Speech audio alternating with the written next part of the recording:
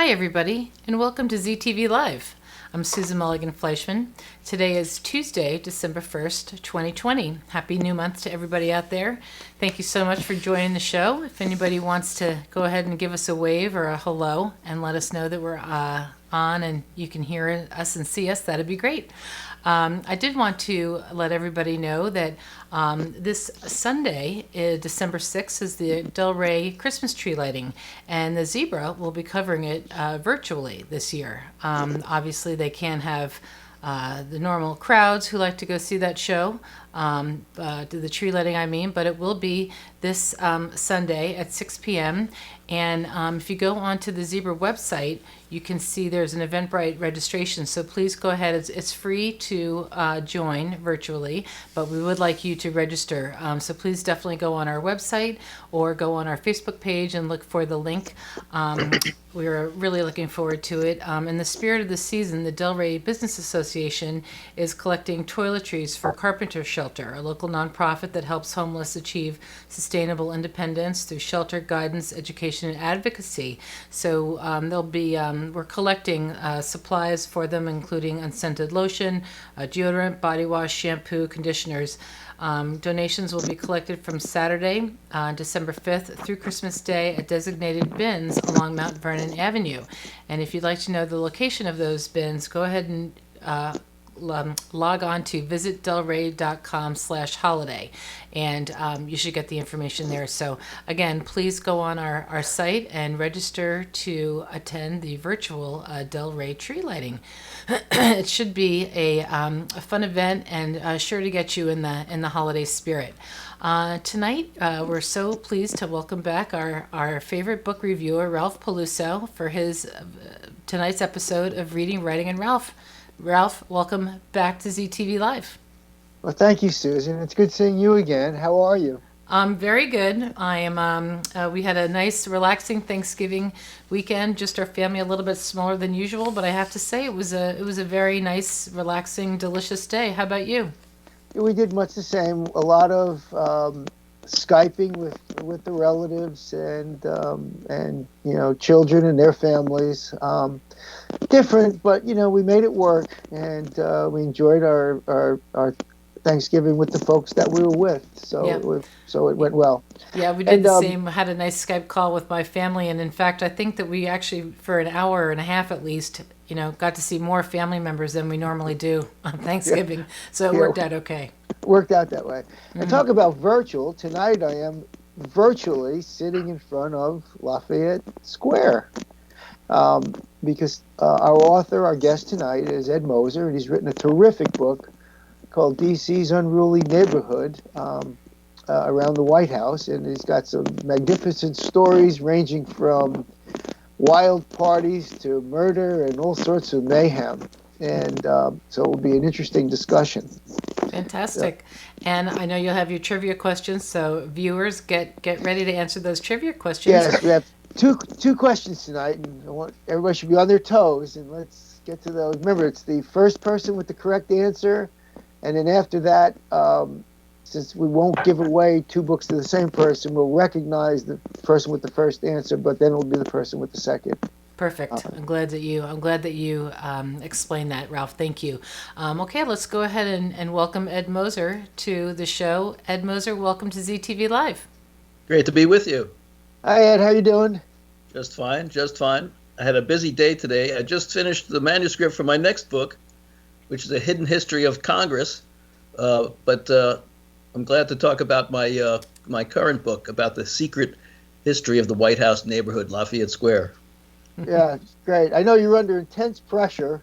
So how does that feel? Explain to the audience what that feels like when you've got that deadline to deliver a manuscript. Well, it was a lot of pressure because I already got a postponed deadline. I missed my first deadline, but the publisher, Roman and Littlefield, were very nice, and they allowed me until December 1st at 5 o'clock today. And I actually finished editing it at that time. And so this to come on this show with you kind folks is very relaxing for me. Good. We're glad now you're through that, and we can have a nice discussion about Lafayette Square. But let's give our viewers and a chance to know you. So tell us about your background, what you did, some of the writing assignments you've had, and so they know Ed Moser a little better. Sure. I've had an unusual and varied background. I'm one of the few people who's been a presidential speechwriter, but also a writer for The Tonight Show. And people ask me about that, and I like to say that the two jobs are remarkably similar. I describe it as akin to making sausage in both cases, where for a presidential speech or for a Tonight Show monologue, you have to take material from maybe dozens of writers around the country, and then, like sausage, pull it all together, cut it into pieces, and pull it into a whole for presentation. So it's more similar than you might expect. Yeah, so I have to ask the question: which was more comical, writing for Leno or writing for W? Equal. I have to realize that, among other things, I'm a satirist. So I see a great humor in politics as well as in straight comedy. That's great. But you have to take it, but it can be very nerve-wracking in the comedy field. So you have to take both with a big grain of salt. And I noted earlier that you also worked for NASA. So what kind of writing do you do for NASA? I mean, you're writing comedy and you're writing speeches for a president. How does that fit in? Well, I've been very fortunate to have done some great contractual work. For NASA, I wrote feature articles on their science probes throughout the solar system. They have and then that was around the time when I was doing a lot of science writing. I worked for Human Genome Sciences out in Rockville, Maryland, as a speechwriter, and I parlayed that into writing into a really fun project, which was the corporate history of Abbott Labs, huge biomedical pharmaceutical company that's been around. Their anniversary was the 150th anniversary, and they wanted to write a corporate history for them. It involves science, medicine, technology, human interest stories, the history of medicine in America, all kinds of stuff. And in recent years, as I've been running a tour guide in the area, running a tour business in the area of the most historic towns in the capital city, Old Town Alexandria, Lafayette Square, and the Capitol Hill area of D.C., and Georgetown, and so forth, I've been able to spin off a couple of books based on my tours. One on Capitol Hill and Congress, and the one we're talking about tonight on the White House's unruly neighborhood around Lafayette Square. The way I got into that book was I was struck by how many unruly incidents have occurred outside the White House since its construction in the 1790s. Assassination attempts, murders, canings, slave escapes, espionage. I explored 2 or 3 of these stories, and I thought to myself, could you get a book out of this? Are there dozens of such incidents? And there were dozens and dozens of hidden history, if you will, behind the covers that a lot of people don't know about. And I was able to turn it into a book proposal and then a book contract. And my dream would be to wind up writing a book about each of these historic towns in the area. I already got the White House and Capitol Hill down. I'd love to do one of Old Town and of Georgetown as well. Maybe go from there to Annapolis and Frederick, Maryland, or Fredericksburg, Virginia. Yeah, that would be great. So staying with Lafayette Square, it's a great book, and it's got a couple of dozen chapters, and the one that stood out for me most was the Jackson's crazy inauguration. It was humorous, and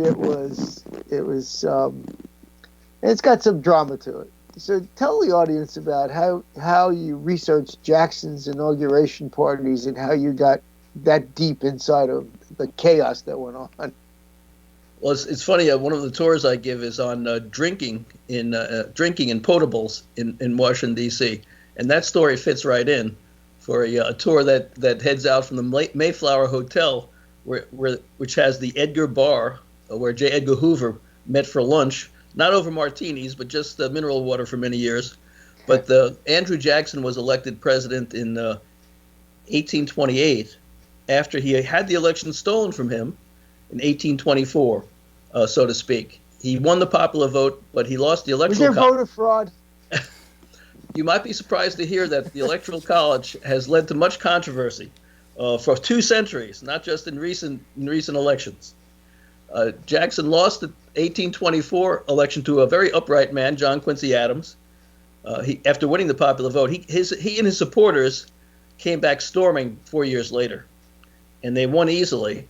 And Jackson's supporters tended to be hardscrabble types, what we would call blue-collar workers or people of the frontier, maybe lacking somewhat in education, but not in passion. And Jackson was one of the first populist candidates, if you will. And he made a mistake, perhaps, of inviting his people to the White House on his first day as president. There was supposed to be a party for the highfalutin people of Washington, D.C., namely the ambassadors and their wives and families from France and England, highly educated, used to very high-class parties, and one was occurring in the White House. But meanwhile, his supporters gathered in Lafayette Square and demanded to see their man, to shake the hand of their hero. A great mass of them crowded up against the White House fence and knocked it down, rushed over to the entrance and the windows, and started climbing in through the windows to crash the president's own party on his first day in office. I have to imagine the looks on the elite's face when that was happening. One of the elites, a Supreme Court judge, said, "It is the reign of King Mob triumphant over us."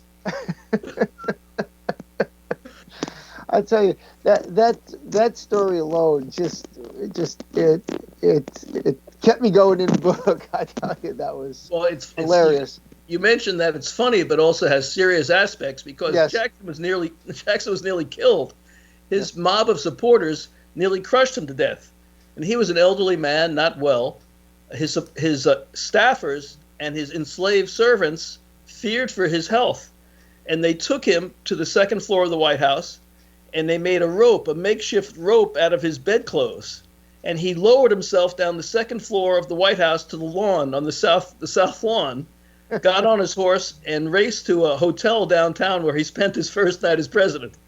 So he didn't even stay in the White House that night. And he had to have dinner with his worst enemy, his vice president, John C. Calhoun, who he had a horrible falling out with almost from the start. Wow. That was a great maybe the worst first day of any president ever. That was quite a story. So that's one of my favorites. Another one of my favorites was the chapter, The Biggest Sex Scandal. So I'm sure this has already caught the attention of our viewers. So tell us about that one. Well, when I tell my tour guests I'm going to tell them about the biggest sex scandal in D.C. history, they look at me with skepticism because there's so many contenders. Right. But when I tell the story, they usually wind up agreeing with me. It had to do with John C. Calhoun, Jackson's vice president, and even more, Jackson's Secretary of War, a man named John Eaton, a fellow Tennessean. Eaton fell in love with a tavern keeper in Georgetown, Peggy O'Neill Timberlake. She was married to a Navy accountant named Timberlake. And while she was married, she had an affair with Jackson's Secretary of War, John Eaton. And they made no bones about it. They would just walk through hand in hand, arm in arm throughout Washington, D.C., causing a huge scandal, and especially scandalizing the women in Jackson's cabinet, who would have nothing to do with that gorgeous hussy, as they called her, Peggy O'Neill Timberlake. Well, her husband died, they say of a broken heart or perhaps liquor, and the Secretary of War quickly married her. But the scandal continued, and it paralyzed Jackson's cabinet. He could get nothing done because the cabinet members were at war with each other. Finally, his top aide, Martin Van Buren, the founder of the Tammany Hall political machine in New York, suggested that the cabinet members all resign, giving the president a clean bill where he could appoint his own men loyal to him. And that's exactly what happened. The entire cabinet, except for the postmaster general, resigned. By far the biggest cabinet resignation in American history. All because of that hussy, that tavern keeper from Georgetown. And wow. Jackson reappointed his cabinet, and he swept to re-election. But that was the big, but in terms of the number of officials who were dismissed, biggest sex scandal in Washington history by far. Wow. Wow. So let's at this point, we'll give the audience our first trivia question. And so remember, the first one with the right answer will get an autographed copy of Ed's book. And the question is, who did Lafayette name his only son after? So as soon as we have an answer, we'll get the high sign from the producer. Now, before I get into the next chapter, I know you've prepared a series of pictures about your tour. I don't know if you want to go through any of those right now so that the audience gets some visualization of the area and what we're talking about. Sure, if you wanted to show pictures, I could talk about them. That'd be fine. Okay. And I won't answer the trivia question, by the way. No, please I'll don't. We had one author do that. Yes, don't answer the question. I'm just going to pop in and say I do have all your photographs with the names on them. They'll show up on the screen. You won't see them as they're going up. So if you just kind of speak to the way your tours are, I can put them up when you mention where the places are. All right. So I'll see the pictures. Yeah. Okay. Well, let's just say the first picture is Yvonne Steuben. That's Baron von Steuben. Baron von Steuben, as they say in German. And he has an interesting story to him. He came to America to help George Washington's army to be their drill master, to whip them into shape to take on the mighty British army in the American Revolution. But he left Europe for America under a cloud. Von Steuben was accused of, a predilection for men, for young men. And he was actually going to be arrested for his behavior in France. But Ben Franklin, our ambassador in France, thought that he was a really good soldier, could do George Washington good work for Washington. And so he padded his resume. He said he was a general when he was actually a captain in the German army. And he completely ignored the scandals surrounding von Steuben. Congress was still a bit suspicious, and they made von Steuben an offer he could refuse. Namely, he had to work for the American army without pay throughout the Revolution. He wouldn't get paid unless we won our revolution with his help. But he loved the American cause, and he agreed. And at the end, he got a big bonus from Congress and a plot of land. So everything worked out very good. Excellent. How about there's a picture of you talking in actually there's several pictures. Let's see, there's one in Decatur, Stephen Tripoli.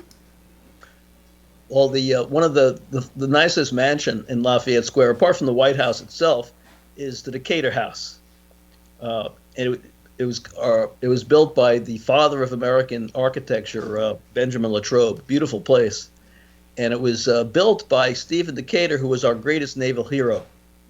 He, if you know the Marine Corps anthem, "To the shores of Tripoli," from the halls of Montezuma to the shores of Tripoli, it was Stephen Decatur who pulled off one of the greatest military feats in American history in Tripoli, Libya, in the Barbary Pirate Wars. The Barbary pirates had captured an American ship and its consignment of Marines, imprisoned them in the hold of the ship. Stephen Decatur, at 25 years of age, he volunteers for the rescue mission. He takes a British ship, knocks the flag off it, knocks the anchor off it, and rows into Tripoli harbor with a picked group of Marines in the hold of the ship. He then talks to the pirates, the Barbary pirates, who weren't too bright. He says, "Can I berth my ship in your harbor?" The pirates agreed, and he said, "Can I berth my ship next to that American ship that you captured?" And the Johnny Depps of their time agreed. And he sidles alongside the captured American ship, and that night he and his Marines come out. And there's a wild sword fight out of Hollywood. Sabers and cutlasses and pistol shots. And Decatur's men take over the ship again, rescue the Marines. They get into rowboats, and they quietly row out of Tripoli Harbor as all hell breaks loose, with the pirates firing cannons at them. Horatio Nelson, the great British admiral of the Napoleonic Wars, said that Decatur's feat was the greatest act of martial arms of the age. That's how much he was admired. He came back to America, a huge hero. Congress gave him a big purse of money for his exploits, which he used to build the Decatur House. That's just one of the many stories associated with one of the great military heroes in American history, Stephen Decatur. Wow. We do have a winner of your question. Okay. All right. The first one with the correct answer was Michelle D'Amato. Congratulations, Michelle. And the answer was George Washington. That's correct. Congratulations, Michelle. She is so quick on those She is. questions. So let's go back to the book then for a second. One person that pops up everywhere from in the early states, from New York to D.C. in all sorts of scandals, is Hamilton, right? He even has a role in one of the America's haunted houses, the Morris Jamel Mansion, which is sits atop the highest point in Manhattan. Talk about Hamilton and his role in some of the mayhem at Lafayette Square. Well, the reason I can give a tour at Lafayette Square and in Washington, D.C. generally is because of Hamilton. And to quote the song from the Hamilton play, because of the room where it happened, the room where it happened, I want to be in the room where it happened. The room being a banquet room in Manhattan, the first federal government capital, where Hamilton and his hated arch rival, Mr. Jefferson, cut a dinner room deal, where Jefferson got the permanent capital of the United States placed in his backyard on the border of Virginia. What did Hamilton get in return? A lot of debt. He got to assume the debt, all our debt we owed the French from the Revolution, all the pension money we owed our soldiers. You might say, why did Hamilton do that? Start out his new treasury in debt. Well, he was smart and counterintuitive. He would say, think of it as being like a young couple going out on the world, where they get a mortgage for their house or a loan for their horse and carriage. Over time, they make payments, and they pay off their horse and carriage. They pay off their new house, and they establish their credit in the world. Thus, the United States will establish its good credit among all the financial houses of the world, building our national strength. And that's what Hamilton did. That's how he built America's credit and commercial strength from the early years on. Yeah, Hamilton he seems to be everywhere during that time period. Murders and attempted murders. Give us some of the best examples. Well, one story that my guests are astonished at has to do with the man I say is the worst scoundrel in the history of Washington, D.C. And people look at me skeptically and say, well, there are so many contenders. Who could this be? My pick is a man with a wonderful name for a murderer, Dan Sickles. A sickle's like something a farmer uses to cut down wheat. And he was a scurrilous man he was married to a beautiful woman who was actually the granddaughter of Mozart's lyricist, Teresa Baglioli, a beautiful Italian-American woman, spoke many languages, knew music, gorgeous. Well, they got married when she was maybe 15 and pregnant. And he brought her to his beautiful townhouse in Lafayette Square. And being a scurrilous man, he began having affairs with his wife of 2 children, mother of 2 children. But Teresa Sickles decided that 2 people could 2-time each other. and she had an affair of her own. And not with anyone, but with the district attorney of Washington, D.C., the son of Francis Scott Key, Philip Barton Key. Teresa and Philip Barton Key became an item in town. Word got back to Dan Sickles.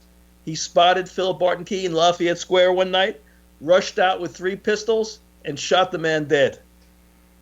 A U.S. congressman killing the son of Francis Scott Key.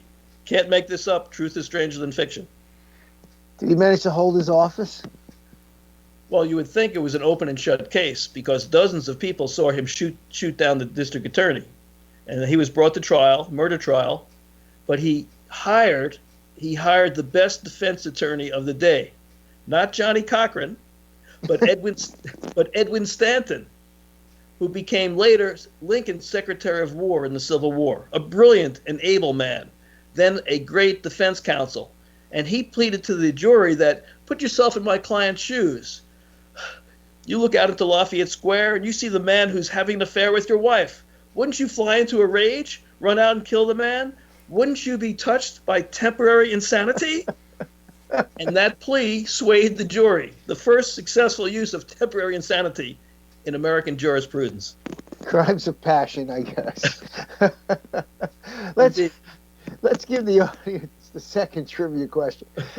And I tell you what, you have to have the interest to read this book after this conversation, because we're just touching the surface of some of the stuff that went on in Lafayette Square. So the second trivia question: how many statues are there in Lafayette Square? Remember, the first person to answer, if it's not Michelle D'Amato. If it is Michelle D'Amato, we'll mention her. We'll give her a kudos for winning, coming in first. I'm wondering if Michelle D'Amato has an edge over everyone. Could she possibly be the daughter of Senator D'Amato, and maybe have an in on all this political gossip and trivia? It could be. We haven't asked her that question, but she might be Senator D'Amato's daughter. Who knows? She's on top of the Virginia trivia like there's no get out, I tell you. So you also have a story in there about the White House surgeon, and I think it was White House surgeon and attempted murder, if I was correct. Tell the audience a little about that. Well, there was a White House surgery involving Andrew Jackson, and one of the many duels he was involved in, which leads to stories about dueling. I think the most incredible duel in American history actually wasn't Alexander Hamilton and Aaron Burr, although that was quite a duel, but it was a duel between Old Hickory Jackson and the best gunslinger in the country, a fellow named Charles Dickinson. Jackson foolishly cursed at the man, and Dickinson challenged him to a duel, and it was a death sentence because nobody lost to Charles Dickinson. He had killed like 20 men in a duel, and Jackson couldn't shoot straight. He was a great soldier, but he couldn't aim. So he and his seconds, his friends, knew that he was doomed. What to do? He couldn't back out of it because then he would be seen as a coward. So on the day of the duel, Jackson stood 10 paces away from the very cocky Charles Dickinson. The count of 3 went out. Dickinson, very cocky, aimed at Jackson, pulled the trigger on his dueling pistol. Big cloud of gunpowder smoke went up. Seconds passed. The gunpowder smoke cleared. Dickinson expected to see Jackson writhing on the ground in agony, his death agonies. Instead, Jackson was still standing there in front of him, 10 paces away. He said, "Oh my God, have I missed? Is it possible I missed? For now I am the dead man." And then Dickinson looked, and he realized he hadn't missed. There was a circle of blood, a circle of red in Jackson's chest, where his bullet had struck Jackson.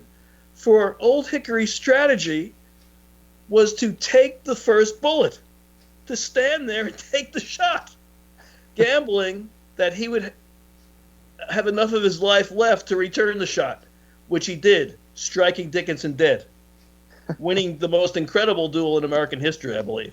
But to his deathbed, Jackson kept that bullet 1 inch from his heart. giving him all kinds of lung inflammations. He had another bullet in his shoulder from a brawl with a future U.S. senator in Nashville, Tennessee, whose brother shot Jackson in the back. And that gave him a tremendous amount of pain as president, until finally Navy surgeons went into his office one day, and without anesthesia, without anesthetics, they cut into his shoulder and they pulled the bullet out. Wow. Yes, the wild White House surge. Those were different days back then. Yeah, I can imagine. So tell. By the way, just quick, I'm sorry, go ahead. Go ahead. Those are some of my favorites. So why don't you tell the audience about one or two of your favorite chapters in the book or stories in the book? Well, I think one of my most inspiring characters is a woman named, she has a wonderful name, Alethea Tanner Browning. And she was an enslaved woman in Lafayette Square who ran a vegetable stand, a fruit and vegetable stand in the early 1800s. She must have been really good as a businesswoman because she made enough money to buy her own freedom as a slave. And then she made enough money running this grocery store in Lafayette Square. She made enough money to buy the freedom of over 20 of her relatives. Alethea Tanner Browning, and one of her nephews set up the first school for blacks in Washington, D.C. The school had a wonderful name. The M Street Preparatory School for Colored Youths was the name. In the 20th century, it became renamed Paul Dunbar High School, still in Washington, D.C. And it had a graduate, a fellow named Charles Hamilton. He went on to be the head of the law school at Howard University, but he's much more famous for a famous law case in 1954, where he was the lead plaintiff in the Brown versus Board of Education case that overturned segregation in American public schools. Thus, a woman, an enslaved woman who bought her own freedom and that of all her family, and who helped set up the first school for African Americans in D.C., a century later, one of the graduates of that school pushes through the end of school segregation. Again, history is stranger than any fiction. It's an inspiring story. It certainly is. Certainly is. Do you have a winner on the second trivia question yet? We do have a winner, and it was close. Michelle D'Amato did come in with the correct answer, which is five statues in the square. But right as she answered, Marilyn Koposh also had the correct answer. So Marilyn, congratulations, and Michelle, thank you both for tuning in and interacting with us and giving us your answers. So congratulations to you both. I think Marilyn's a new winner. I think she is. So Oh, Marilyn, that's great. please send us your address so we can mail you a copy of the book. If you can just send in a private message to the Zebra Facebook page, that would be fantastic. Thanks. Fabulous. So, as far as your tours, you're still giving tours, Ed? I am indeed. I'm giving a tour this Sunday in your backwoods in Alexandria on Sunday afternoon. The hidden history of Old Town. But I give tours maybe once or twice a week throughout town. So how would the viewers get involved and be part of one of the tours? Well, I got a bunch of organizations backing me now, Airbnb Experiences, Atlas Obscura. But the best way is to go to my meetup. Go to Meetup Lafayette Square Tours of Scandal, Assassination, and Intrigue. And the schedule of all the tours is listed there on that website. Great. So you've been busy. You've got a new book coming out, which we can't wait to read. And I would suggest that the viewers get a copy of the current book, DC's Unruly Neighborhood, or the White House. It's a fabulous read. There's great stories, a lot of things you'll learn that you weren't aware of. It's well written. In 2 weeks, our next guest is John Wazowitz with Slater's Lane, his third book in the trilogy, in Mo Katz's trilogy. A nice detective novel, so we'll have fun with that. Is that the Slater's Lane in Alexandria? Yes, near it the old is. factory? Okay. Yes, it is. He writes all of his books with an Alexandria backdrop, so they're a lot of fun, and you can relate to the scenes and all that. Very well done. And we thank you for coming on, Ed. And I know you've been busy. You need to get some rest after the deadlines. And it was a great conversation. And when you get the next book out, when it's published, drop me a line, and we'll get that in the process and bring you on back to discuss that one with the viewers. Very good. It's been a pleasure with both of you, and have a good evening. Thanks. Take care. Okay, well, thank you both, and that'll do it for tonight for ZTV Live. Thank you so much for tuning in, and thanks and congratulations to Michelle and to Marilyn for winning copies of the books. Please tune in tomorrow night. Tomorrow night is Wellness Wednesday. Dr. Lauren Fisher of the Delray Wellness District will be back, and her guest tomorrow night is Shells Carl, who owns Your CBD store in Alexandria. So learn about what the CBD oil is all about. Shells has, bring your questions, let us know any questions that you have about it, but that'll be a great show with Dr. Lauren Fisher tomorrow night. And then Thursday night, we have a special guest. Our host, Gina Cavallaro, will be interviewing Anita Carson of the Twig, the volunteering branch of Inova Hospital. And Anita will be on here to discuss their fundraising efforts and things that are going on in the store. So definitely please tune in and join us for both of those shows this week. And until then, remember, please, to be kind and as much as you can, to be the good news in someone's life.